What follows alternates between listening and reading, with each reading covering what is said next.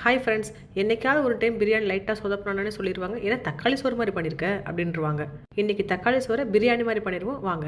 எண்ணெய் ஊற்றி பட்டை, கிராம்பு, ஏலக்காய் எல்லா ஸ்பைசஸையும் போட்டு பச்சை மிளகா, வெங்காயம், இஞ்சி பூண்டு பேஸ்ட் போட்டு எல்லாத்தையும் வதக்கிக்கோங்க. தக்காளியை கட் பண்ணி போட்டு வதக்காம 1 கிலோவுக்கு 6 தக்காளி பழன்ற விதத்தில் அரைச்சி ஊற்றிக்கோங்க. மஞ்சள் பொடி, பட்டை, கிராம்பு, ஏலக்காய் பொடி, கலருக்காக காஷ்மீரி சில்லி பவுடர் 2 ஸ்பூன் போட்டிருக்கேன். நல்லா போட்டு வதக்கி விடுங்க. தக்காளியில் இருக்க கலரும் காஷ்மீரி சில்லி பவுடர் கலரும் நல்லா கலந்து நல்லா ரெட்டிஷ் ஆயிரும். எண்ணெய் பிரித்து வந்தோடனே ஆல்ரெடி பக்கத்து அடுப்பு தண்ணி காய வச்சாச்சு. அதை தூக்கி ஊற்றி மின்ட் லீஃப், கொரியாண்டர் லீஃப் போட்டு 20 நிமிஷம் ஊற வச்ச ரைஸ் ஏற்றிக்கு உள்ளே போட்டு நல்லா பரட்டி விட்டுருங்க. 2 கொதிச்ச உடனே லெட்டு போட்டு மூடி வச்சுட்டு 5 மினிட்ஸ்க்கு அப்புறம் பரட்டி விடுங்க. கண்டிப்பாக 1 டைம் செஞ்சு பாருங்க. இவ்வளோ சூப்பராக பண்ணியிருக்க, இது கூட சேர்ந்து 2 சிக்கனை போட்டிருந்தேன்னா சிக்கன் பிரியாணியாகவே ஆயிருக்குமே அப்படின்னு சொல்லி கண்டிப்பாக சொல்லுவாங்க சாப்பிட்றவங்க எல்லாருமே. லாஸ்ட்டாக 2 to 3 ஸ்பூன் நெய் ஊற்றிக்கோங்க.